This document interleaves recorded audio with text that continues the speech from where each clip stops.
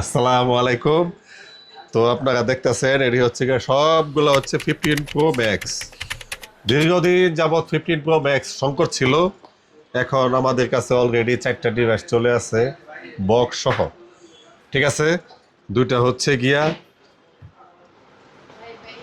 Natural titanium, একদম super fresh, কোনো ধরনের ডেন্ট কেস কিছু নেই।